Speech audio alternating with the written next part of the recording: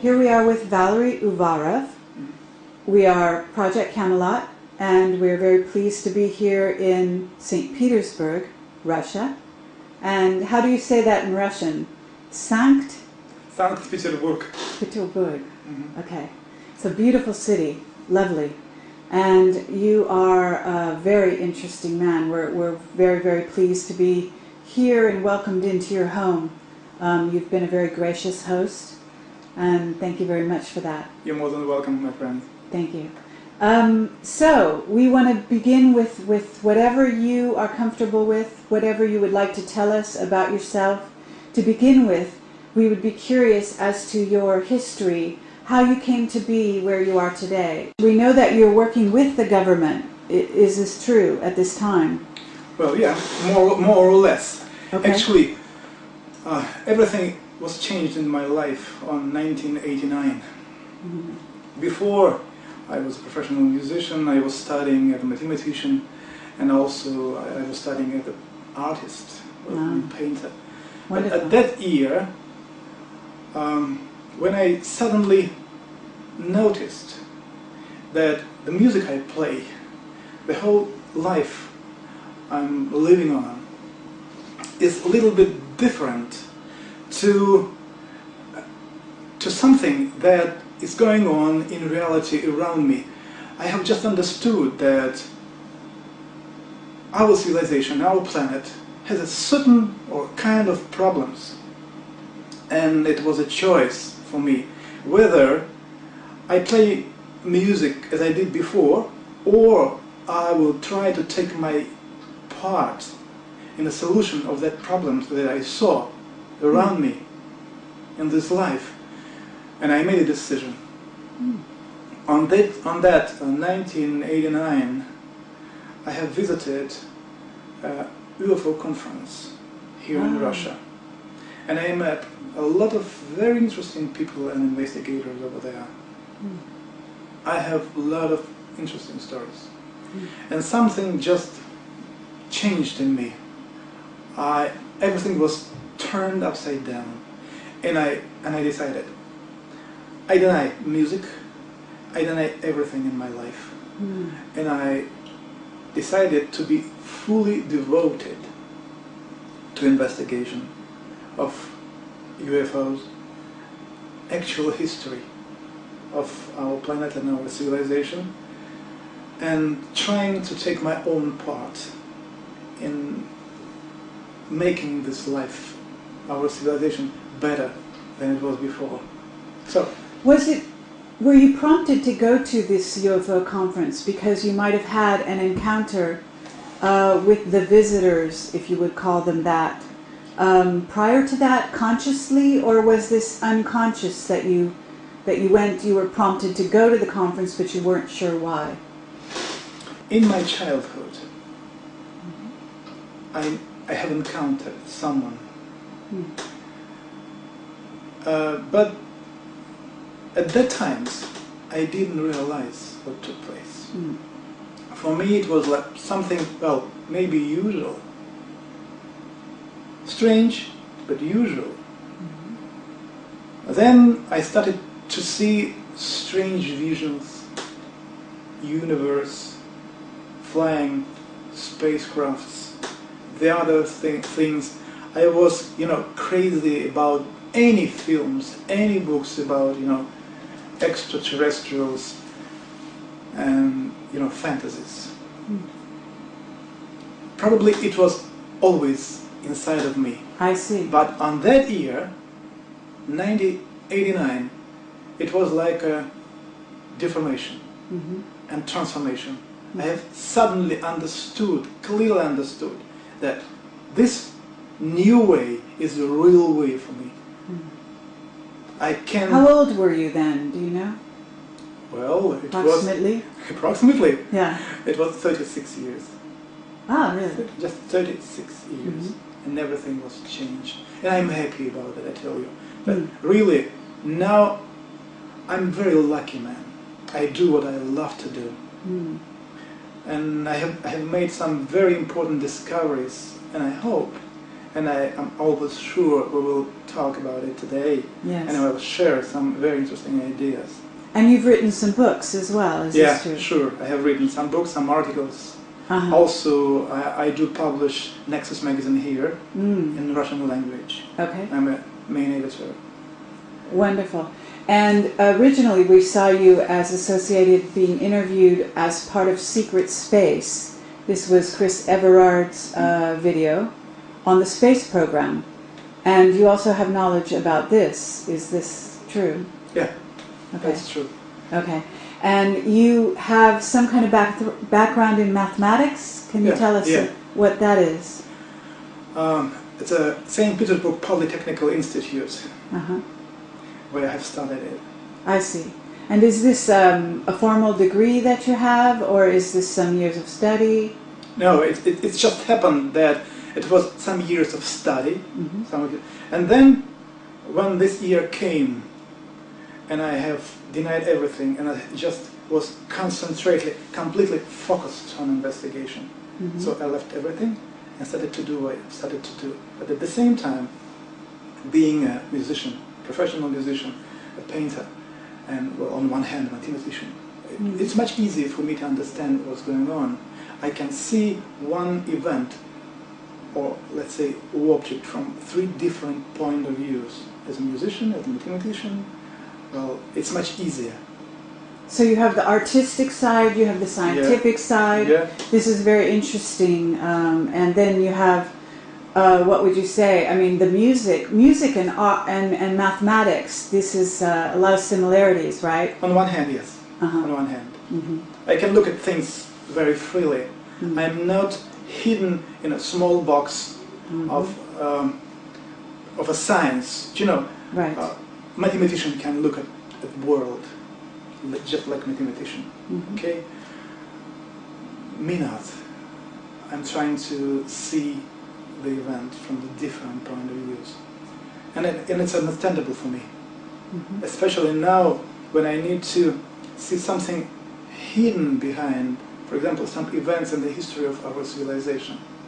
I need to open mind and try to understand what stood behind this event. So I need to have a very broad view, and to be a musician and artist and mathematician, it's very, very useful. Now, your current job or title within the UFO, the government, and do you have a title? You know what I'm saying? Well, actually it happened like this. Those people in military and government who were engaged for many years of investigation of these UFOs, they knew about me. Yes. And they have invited me to be a part of their interests. I see. Actually, it was like this. So, and they have invited me, and for example, there is a couple of organizations whose help I use in investigation. I am talking to you openly. I use their help.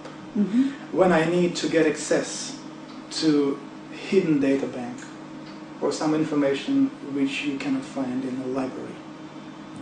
So for this reason, I just part of military organization, and I'm able to get access to anything. And you've done investigations on the pyramid and pyramid energy as well, and perhaps they gave you access to the pyramids or the Sphinx? Yeah, sure.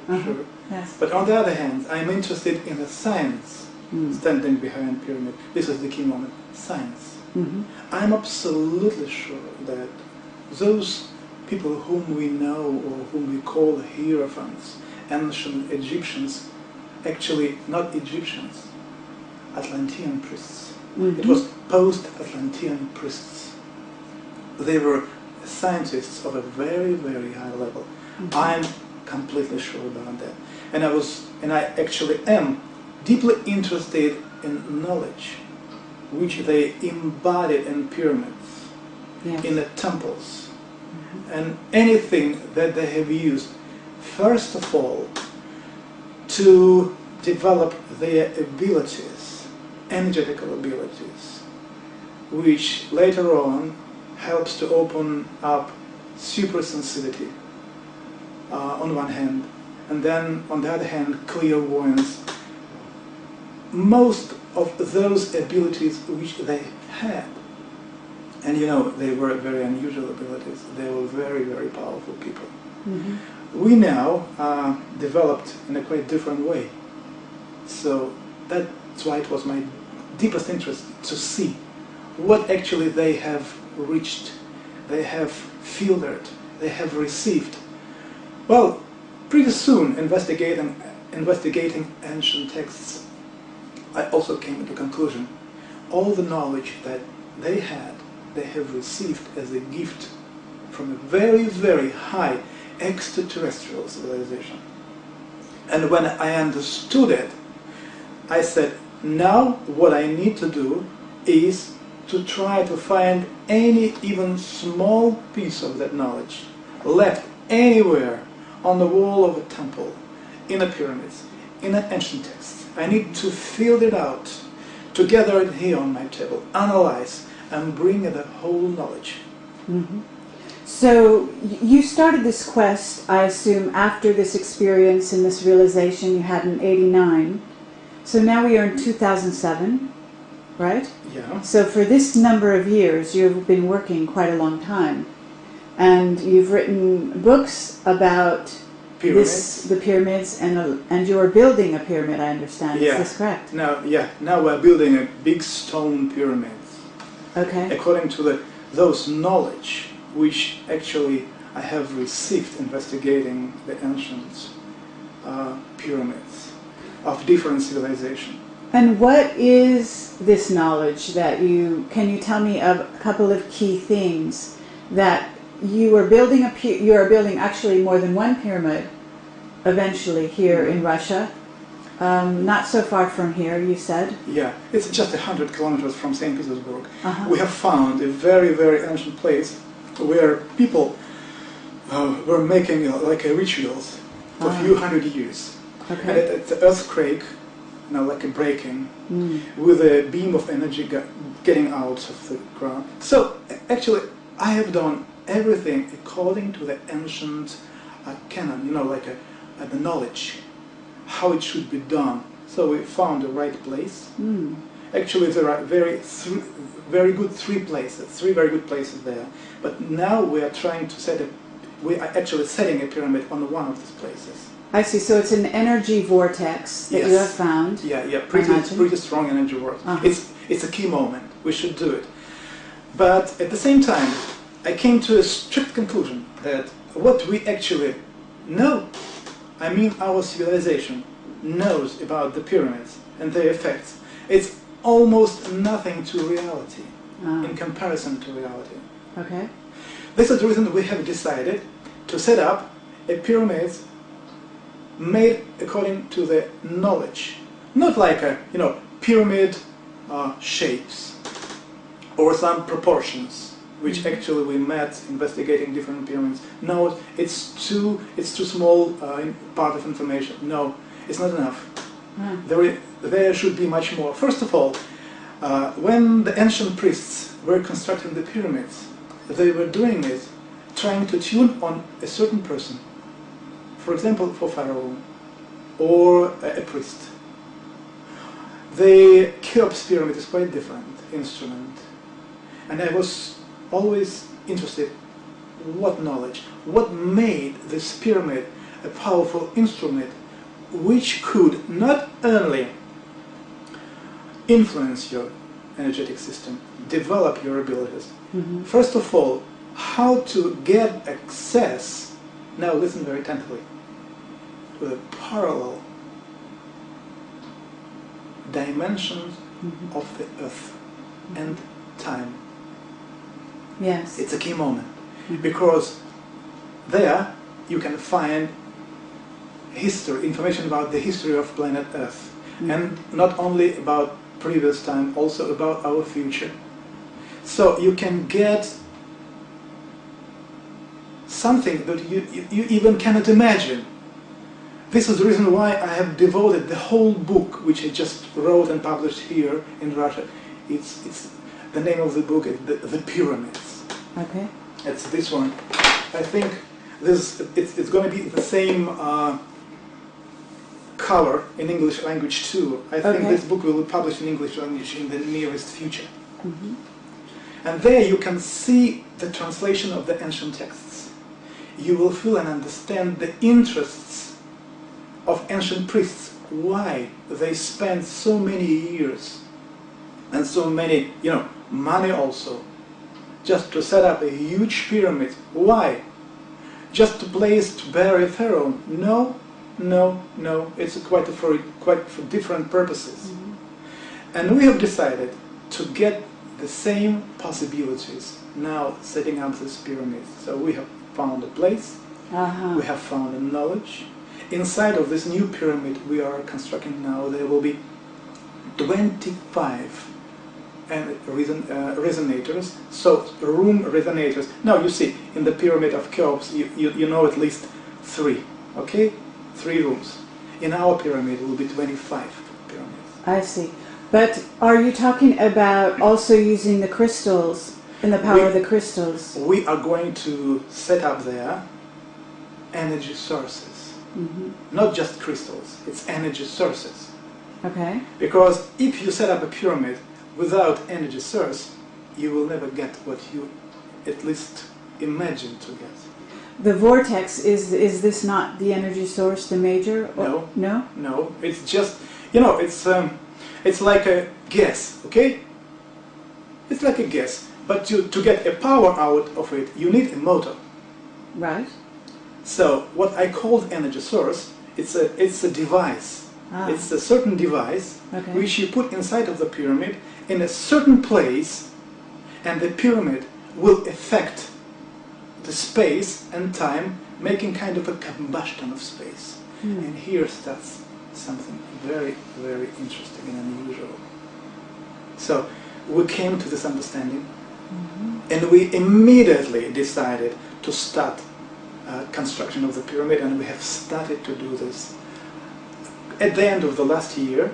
And I think that at the end of this October 2007, we will complete construction. Now, have you shared your knowledge with other countries at all? Or is this purely inside Russia? Actually, it's purely inside Russia. Uh-huh. Because this would be very interesting, I'm sure, to most, well, certainly to American researchers, but other countries as well. I love some American researchers, like I love, for example, Graham Hancock, and I love Buell and Gilbert, and the other, and many others. I love them very much because they have affected me deeply. I want to say thanks to them for all they have done. And, at the same time, they brought to light, to people, some very unusual ideas, saying that, listen, just look attentively on the pyramids, or look attentively on some other things. They just point out that there is something unusual, but mostly they were not giving an answers. Right. Okay. What I'm doing, I'm trying to give an answers. More or less, I'm lucky to find an answers. And the book, The Pyramids, is the book having an answers. Now, you mentioned over our short, lovely meal that we had, that you had sort of some interactions with these visitors that kind of guided you on the journey that you're on now. Is this right? Yeah, and gave you sort of some insight into where you should go with this. Yes, on one hand, yes. And you call them, what did you call them? I would call them visitors. Okay. To say extraterrestrials, on one hand, you can call them extraterrestrials. But on the other hand, when you start to understand how actually this space is constructed, you come to understanding that the most distant place in our galaxy is less than 1 minute to go to the Earth. Less than 1 minute. it means, well, according to what we know about our planet, and in comparison with the period which our civilization is now here on this planet, the people, human people, are visitors here. They are so long, so many times, so many thousands of years here, controlling the situation. So I would say them as those people who is trying to keep the whole situation on the planet in a certain path. So when I met these visitors in my life for the first time, it was pretty long ago. I was in expedition. My first simple question was, well, what are you doing here? As on that moment, as any normal citizens, normal people, even in America, just having ideas about their abilities, they are flying, they have so unusual possibilities. Well, what they're doing here? What is their interest? The answer was pretty simple, and at the same time, this answer just turned up my life. One of those whom I saw said, if you want to understand our interests, you should learn the history of your civilization, your pre-history. Then you will understand our interests. From that moment, I started to do my best investigating the history of our civilization. And now I can tell you, I came to understanding what took place and what their main interest is in. Okay, what is their main interest, do you think? Is it in the future and future events that they feel are coming down? Or is this a genetic interest in our species? First of all, I would like to explain to you that if you want to get just one answer, you will never get the right answer. It's, on one hand, it's pretty complicated. Okay. Then, if you at least would prefer to make a short step forward to understanding, what I would recommend to you is just take, if you can, and understand that there are no past and future. There is only present. Now. What's going on now? For me, at the beginning, it was like nothing. I thought, what it means? Not past, there is no future, everything is going on now. I had to investigate and to be inside of this, situation for a pretty long time. And then, when I understood how it works, and it's really so, then you start to deeply understand that if you plan, if you want to change the planet, the humanity, actually something for better, develop it in a right way, you need to know what took place over there. And at the same time, you need to know what will happen for us in our future. But as soon as this future for us is actually already taking place now. So, from your future, you can go and get into contact with you in the past. Just to help yourself to change something in your life in the past for better. Then, if something will happen different, your present will be changed. And future will be changed for better. It's only one way. So, what they are doing here, they are trying to keep and to somehow control these multiple dimension events of our life, so that we would understood how it's all constructed. They never interfered. They only can give you just a small, tiny idea. So just a hint. And then, if you are a right person, you should understand what you will do then will be your personal responsibility. for the future. It's not like this, like some teachers or people say, well, extraterrestrials and gods, they are so perfect, they will control me, even if I will make a mistake, they will help me to correct my mistakes, and no, it's not, in reality, it's not like this. What they can do is just to give some hints, but then you take your own personal responsibility. So, have you studied Eastern philosophy and, you know, enlightenment and knowledge about the chakras and so on? Sure. I did it.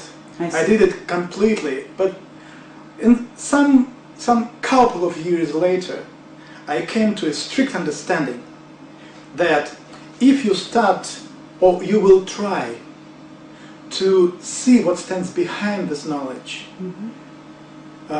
using the knowledge, for example, of Buddhism or Hinduism, you will never ever get reality.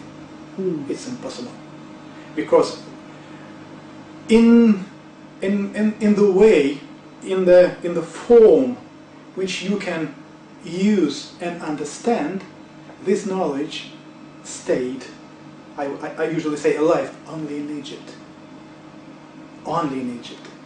And in my book I'm showing these texts.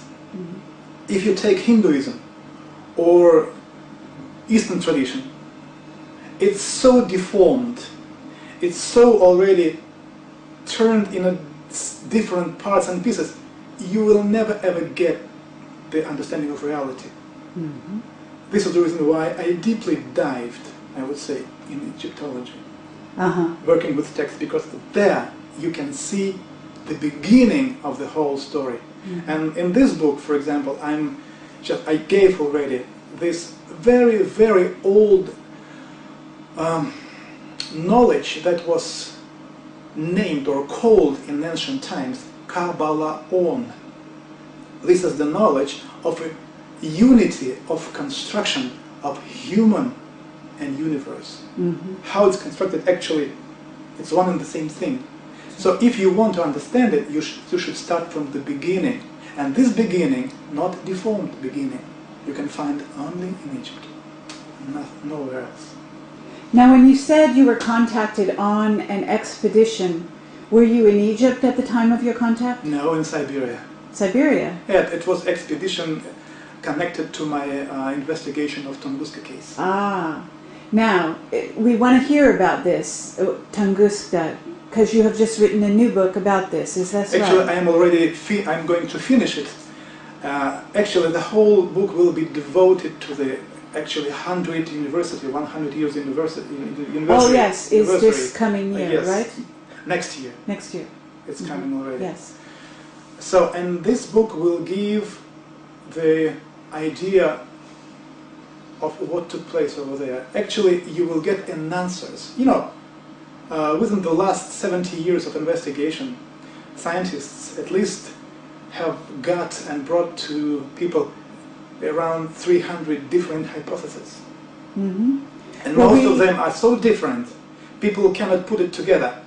In this book, I am putting all together and giving you I'm describing the whole event so that all these different hypotheses are coming together as the one. I see. We met with a scientist, and Bill, perhaps you could explain his point of view yesterday. Yeah, we met Chernobrov. with Chernobrov, and we asked him about Tunguska, and he said that there was a similar event that happened near Lake Baikal much more recently. Yeah. And he felt that the traces of radioactivity that were detected in the Tunguska region could be explained by this being the impact of a comet.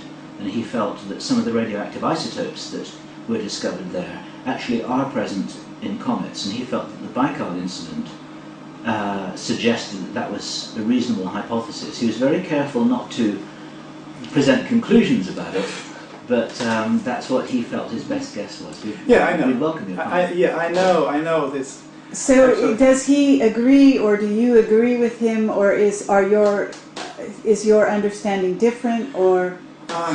To say agree or not agree, it wouldn't give you a right approach, Okay. my own approach.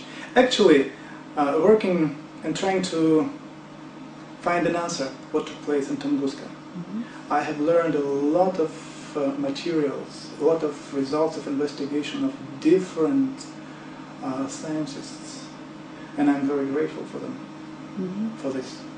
They gave me a lot of information. I would never do it myself, never. But at the same time, when I came to understanding what took place there, and what is critically important, is that people have described and explained what took place in Tunguska, or, I mean, this event. They gave this answer in a few years of this event. Actually, they did it almost immediately. The problem was that when scientists representing different fields of science came to Tunguska and started to ask witnesses what they saw, they naturally just took the whole story in small pieces, because those people who had a botanic education, they tried to explain the event from their point of view. Astronomers, they tried to explain events like comet or meteorite. Geologists, they gave their own understanding. So they tear up the whole story into small pieces, more than 300 small pieces. Okay. But at the same time, you should understand, because that event was the one event, and there is only one truth stands behind it. And actually, if you would just ask yourself, you would agree that something, well, on one hand, pretty simple took place, which we cannot see because all traces are there. In Tunguska area, everything is there. And if we do not see these traces, it doesn't mean that something else took place there. The whole story, the whole explanation, on the one hand, is out of even possibility for human people to accept their reality. Okay. What I would say at the beginning now, shortly, that was meteorite. Okay. Yes, that was meteorite. But this meteorite was carrying a dangerous bacteria. And somebody shut it down, destroyed it, as they did it many, many times. And they do it each century for a few times. When I was investigating, the documents, I found a very interesting story. Listen. Shortly, when Stalin had learned about the Tunguska case, and especially Lavrentiy Beria, it's a very, very special man who was subjected to investigate and to influence development of nuclear weapons in Russia at that time. He has gotten information about unusual event, very looking like a nuclear explosion, but took place in 1908. So when they have investigated pictures, they sent an expedition, military expedition, to that area. And that military expedition was, well, in a civil dresses. They had only one task: to gather information. And now look, when they asked some people in the area of explosion, people said, very, very shortly after explosion, the local indigenous people saw a group of strange visitors having very highly developed equipment on them on 1908, investigating soils. So they saw them. Tell me who they were. Very highly equipped people on 1908, who they were. It's just a short beginning. But at the same time, I can tell you, the reality is amazing. Amazing. There are somebody who is preserving the planet Earth because of this meteorite having dangerous bacteria. I see. Somebody have created, like a constructed, what I personally call like an installation. Part of this installation is in Siberia, and it's active. On the other hand, and I'm very sorry about it, one of the device having close connection to this installation is situated in China, and China already found it, and they are investigating it. Are you saying they have something that contains this bacteria? No, they are investigating a part of equipment that was shooting down meteorite. So is this This is visitors? serious. This is the visitors' equipment, is it not? Yes. I know exactly. They found it, and they do investigate it already. Right. And in the nearest future, you will be a witnesser of a jump of, development of some technologies in China. Okay. Much more, Very advanced that you interesting. even can imagine. Unfortunately, they do it, investigation in Russia. No, still not. How did you find this out, though? Can you tell us? Well, it's if you will, if you we're will reading allow your book? me, No, okay. I will keep it. Okay, Okay. but believe Very me, interesting. they already do it. Okay, this is We have a fascinating. lot of this material over Siberia. A lot. I would say thousands of tons of these materials. But our science and representatives of our science, they do not interested at all. I see, really? No. Well, now, when your book is released, it's not yet released here, is that correct? I mean, about Tunguska case. Yes. It will be released next year. Okay, so once your book comes out, perhaps this will change. I'm not sure about this. No? No. This is the reason why what I do plan personally. I want to organize some expedition, 1 or 2 expeditions, international expeditions. Fabulous. Some people from America, Russia, Germany, Australia move there, so that when it will happen, it should be under a reasonable control of humanity. I see. Because there, just at this particular moment, just believe me. You have nothing to do just to believe me. The technology there at the moment is so developed, you even cannot imagine. Okay, now, I have a jump for you, because you said also, during our dinner conversation, that there were 3 events that were, I guess, meteors that had hit this planet at different periods of time in history and changed our planet. Can you tell us a little bit about that? And then you said Tunguska was a tiny event in relation to these bigger events. Sure. If you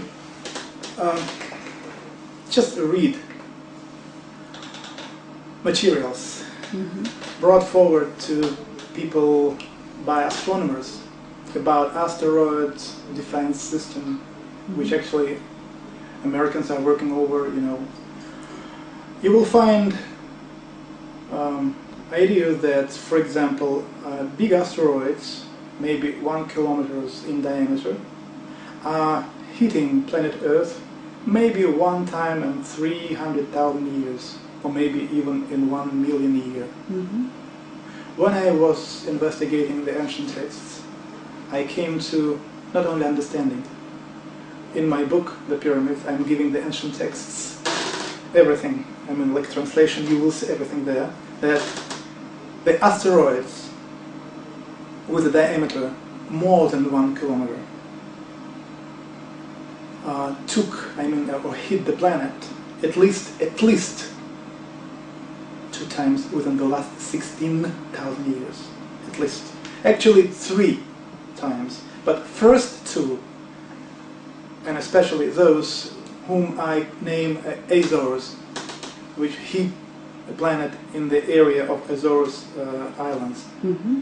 It took place exactly 13,660 years ago from the autumn of this year. Exactly. Hmm. And in the book I'm giving exact calculations and ancient calendars, Right. showing you exact date when it took place. Now, are you saying that this might be a cyclical event? Yeah, this is, you did it, my friend.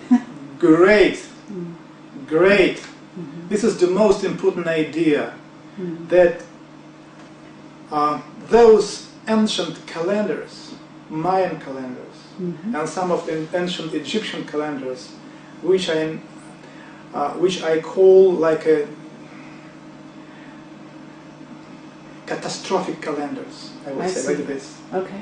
They are giving information about the periods Mm.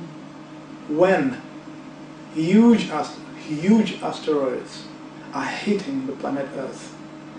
And those ancient hierophants, they were trying to bring or to give or to leave for following future people information Mm-hmm. that in a certain moment a following asteroid will hit the planet. You should be ready for this. Okay. Otherwise, people can be, So killed. you are so to jump from here, we can say that there is another event scheduled sometime in our future in which this may occur again. I would say that the most interesting and unusual event, which is ahead of us and very close, very, very close to us. And are you saying the Mayan calendar 2012 Right. around this time? Yes. Now, Yes. is it your understanding? I don't know if you've studied the work of Zecharia Sitchin. Yeah. I know his work very, Mhm. very good. And are you talking about the return of Planet X? Are you talking about the dwarf, the brown dwarf, which is talked about by scientists because we have some contacts who are talking about what they call a brown dwarf, with a planet that is accompanying it in a circular orbit. This orbit being a very long, elongated, 26,000 I know year. This is not what you're theory, saying? very, very good. Yes. No, the reality is quite different. Okay. Again and again and again, even now, at this moment, I would like to repeat again.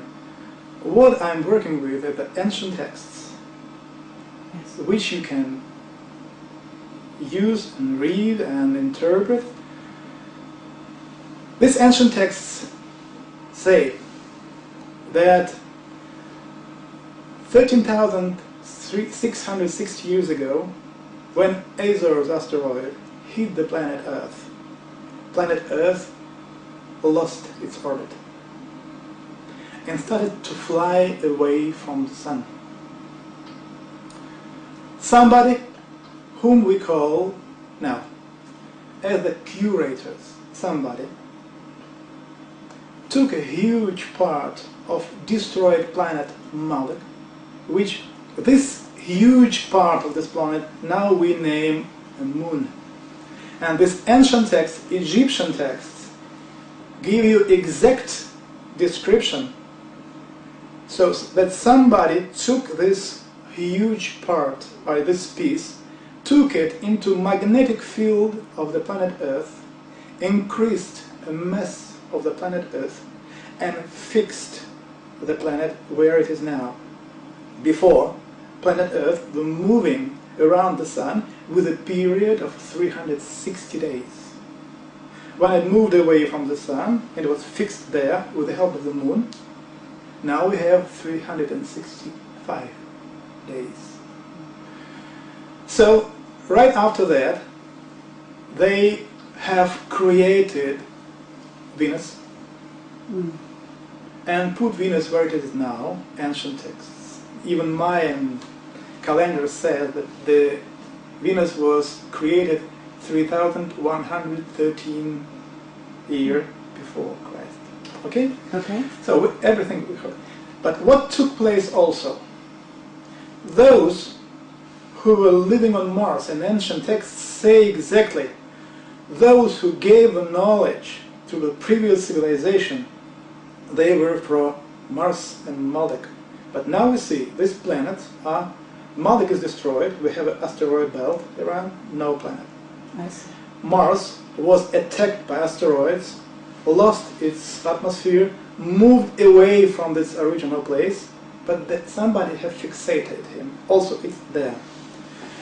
But those who lived on those planets, they have moved to one other planet of a solar system.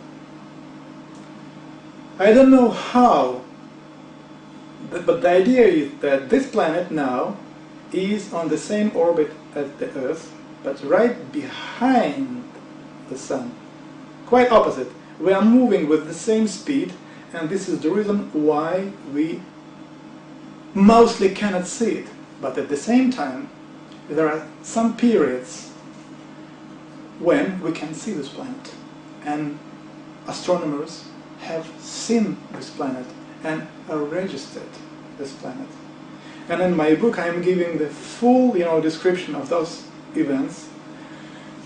Are you saying these people, are you calling them the Anunnaki or no? Yeah, Yes. It doesn't matter. It doesn't matter how you call them. Sure. Doesn't matter. But is it the people that are it's the same reference that some researchers are using for this group of people who actually came to Earth originally and brought and genetically engineered our species? Is this how you see? I wouldn't say genetically, No. No, it was a little bit different. Okay. Genetic effects took place on planet Earth very, very long ago. Much far. I mean, this event is quite different. So, the most idea is that on 2012, we are about to witness, I would say, destability of solar system. Causing asteroids? No. It will be in connection with unusual activity of the Sun. Of the Sun? Yeah. Okay. Unusual activity of the Sun on one hand will affect instability of the planet behind the Earth. Behind the Sun, sorry. I see. Behind the Sun. That's Okay. the first thing. But on the other thing, there is another very, very important key moment. If you remember ancient Mayan texts, you will find some interesting idea. This text say, previous star teachers will go away, and new ones will come here. And people I'm working with, we have found and understood a mechanism, what stands behind this. To understand this, we need to add, to give idea of a certain energetic mechanism of the planet Earth, which is closely connected with time and space. This, what you can see now here, This is a geographical axis. Okay? Mm-hmm. Yes. This is magnetical axis. Okay. So when it starts to rotate, it forms like this. Okay. So the central focal point is here. Mm-hmm. Okay, you see? Mm-hmm. This is the 30 and 35 latitude. This is exactly where all civilization of the former world have developed. China, Egypt, Mayan, everything is here. Okay. So now look, investigating scientific materials, we came to understanding that this part, when it goes wider or different way, this pulsation here and here has a period of 4 years. 4 years period. But now, something very unusual started to take place. This part started to go wider, wider, and this focal point started to move to the north. Okay. On 2012, this focal point will move on the northern pole, and field of time and space will be opened. And this is here we will be witnesses of appearance of a stargate. Ah. Okay. Stargate. Uh-huh. Through this stargate, former teachers will go away and new ones will come. And everything, all this event will be closely connected with activity of the sun and appearance of instability of the planet behind the sun. So we are about not only to see this planet, and it means we will be very close to start reasonable, understandable contact with our predecessors. Mm-hmm. So are you saying that also the movement of, if I understand it correctly, our galaxy close into the center of the galactic plane, do you see anything what you of mean, this influence? What you mean when the solar system fly through the galactic plane, this is the moment when we go through meteorite flow and asteroid flow. I see. And that's why periodically we move through it and we have these asteroid impacts. But what I'm talking now has a quite different period. I understand. Quite different period. Okay. But a very unusual period. And are you saying we're going into a different dimension? Not we. We will be here. Earth?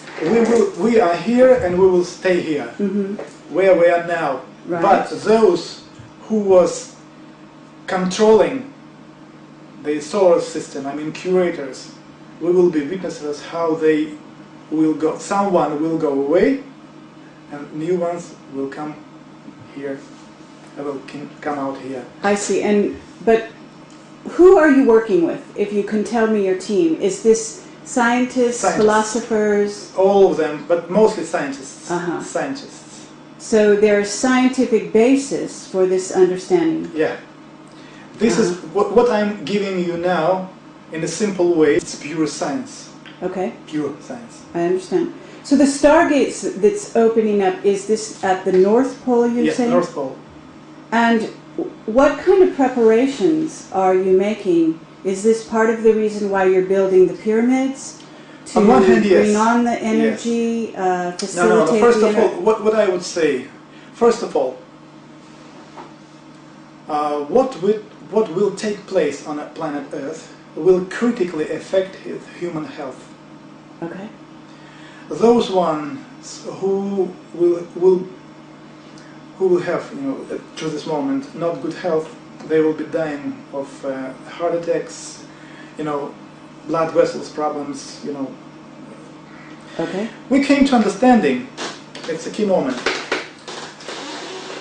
those people who is developing inner abilities, energetic abilities, clairvoyance, something like this, And in case if they are doing it without knowledge, which that was left behind by ancient priests,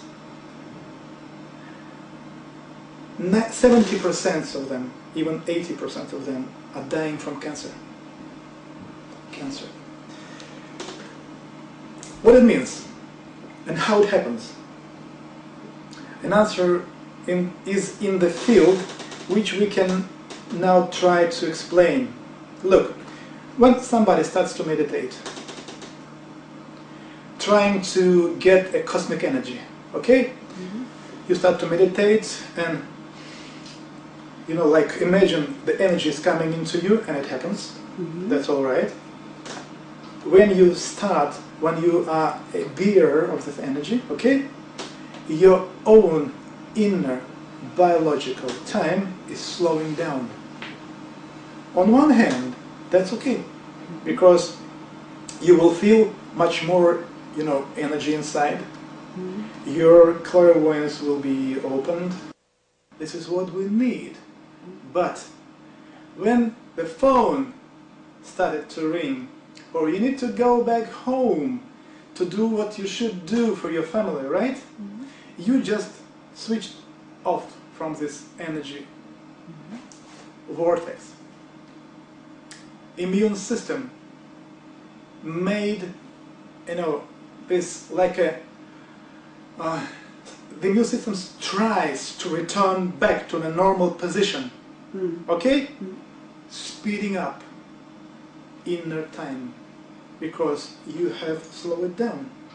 Immune system immediately starts to make it just speeding up.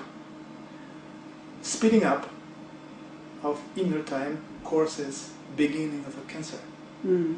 Immediately. This is the reason why the world well-known teachers like Jiddu Krishnamurti, Ramana Maharishi, Vivekananda, Sri Aurobindo, Mira Alfassa, the mother actually, Madame Blavatsky, Reirich, Castaneda, Osho, all of them died of cancer. Okay.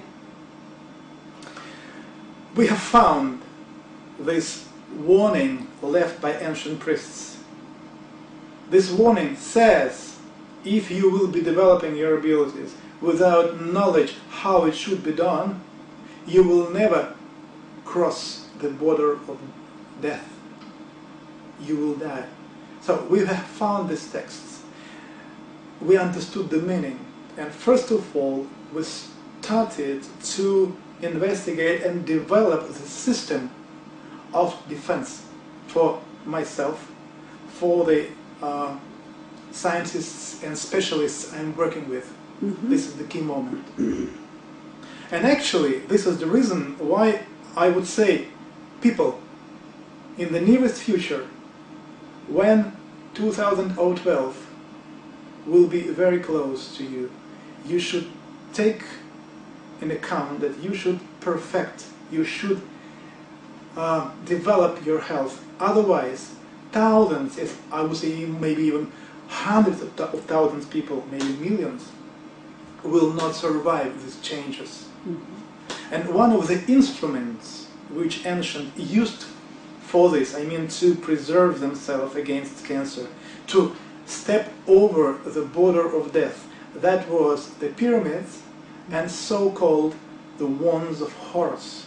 So, you know, metallic, I would say tubes, you know, which any of ancient Egyptian pharaohs, I mean sculptures of pharaohs and priests, they have it in their hands.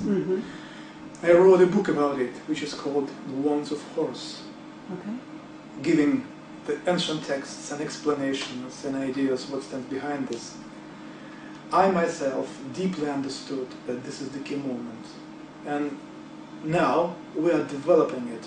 And this is one of the reasons why we are setting up now big stone pyramids, to prepare ourselves, our health, before this very important event. I see. We should be prepared, otherwise...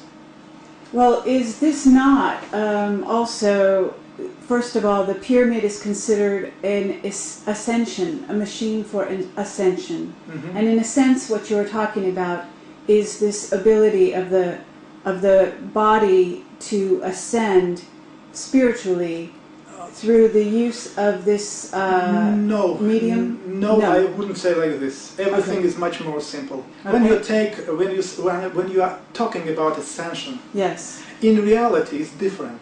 No, I would say everything is much more simple. What you need to do is to correct two flaws of time, which actually we call like yin yang ba ka. Sure. We think, everybody think that according to Western tradition, Eastern tradition, sorry, it's like a human beginning, male beginning, female beginning, or something like this, and we should balance these powers, and then, well, everything will be okay, no illnesses. On one hand, that's more or less true, but the reality is quite different. This yin yang are two flaws of time moving to each other. So if these flaws of time are balanced inside of you, you get a very interesting effect. You conservate your biological time. And then you can live 100 years, 200 years, 500 years, 1,000 years, no problem. But it should be balanced. Time. Pyramid is correcting time. Yes. Biological time in a human being. But this is the triangle. The top point of the triangle symbolizes this unity. It means that you are talking just about symbolism. Sure. I'm talking about mechanism. I understand. It's a different thing. Sure, human being one thing, power another thing, and third one, it's a baka, human being, trinity. It's like a plus and minus in electricity. If you take plus and minus, immediately interaction between them starts. Yes. Three. Right. Okay? Right. It's a principle. Yes. So this triangle is nothing else than the symbol of principle. Yes. But we are talking about mechanism. How to use, not a symbol. A symbol you can put here and walk around. But at the same time, if you have the symbol here, it doesn't mean that your inner time is balanced. No, completely no. We need to balance it. What is your plan? What is your plan for going into the pyramid, using the pyramid to help balance this? It's not only just to go there and to balance it. On one hand, yes. On the other hand, it's a practice. We are developing the practice. As soon or as long as we read some texts, ancient texts, we came to understanding how it works. Immediately we started, or we tried, to set up the pyramids and to use it. We made it, and we saw the results, very interesting results. Now we want to develop it. To develop it, we need a real instrument, real pyramid. Not like, for example, are done now in Russia by Alexander Golod.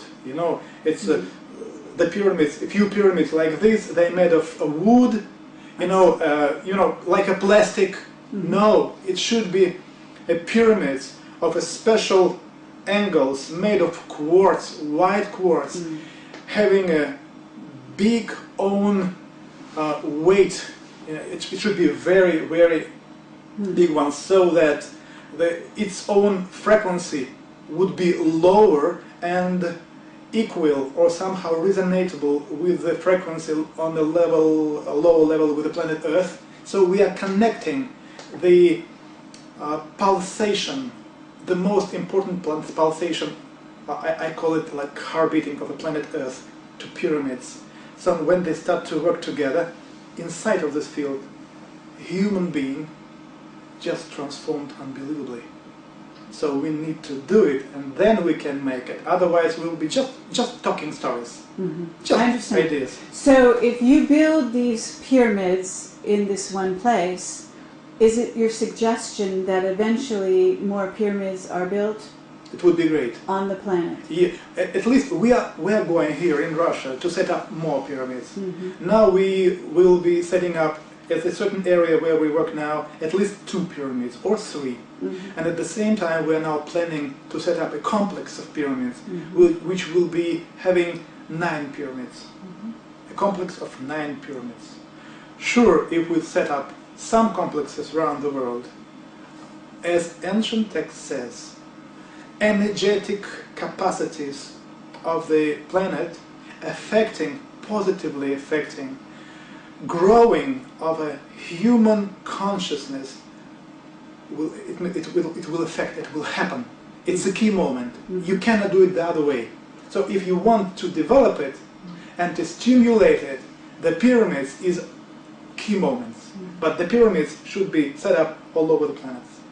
Now, what about the indigo children? We interviewed Boriska a few days ago, and he has recall, as you know, having been in Nexus magazine, and you know about the article that was written about him, and he has recall of his past life on Mars, and he talked about the wars that went on, and then he talks about, he's basically coming here as a young child with total recall. Is there something that you know about these little children that are being born now that you see, in a sense, are balancing already these key elements of the positive and negative, so that they almost don't necessarily need the pyramid to be there already? Do you understand what I'm saying? Yeah, I understand clearly. Uh-huh. And have you thought about this? This is the reason why I say pyramid have been and will be the key moments. Mm-hmm. Key moments. What about the people having these possibilities? Actually, there are much more people having these possibilities that you even can imagine. Mm-hmm. But unfortunately, most of them are not able to develop further on a higher level. The pyramid is an instrument which is giving you a possibility to step over the border of death. Mm-hmm. You mean, I'm sure that development of inner abilities, are you an indigo child or not, this development will affect your system and will cause problems with the health, especially cancer, for sure. Mm-hmm. To step over, we need to use knowledge and instruments. I understand. And pyramids are critically necessary.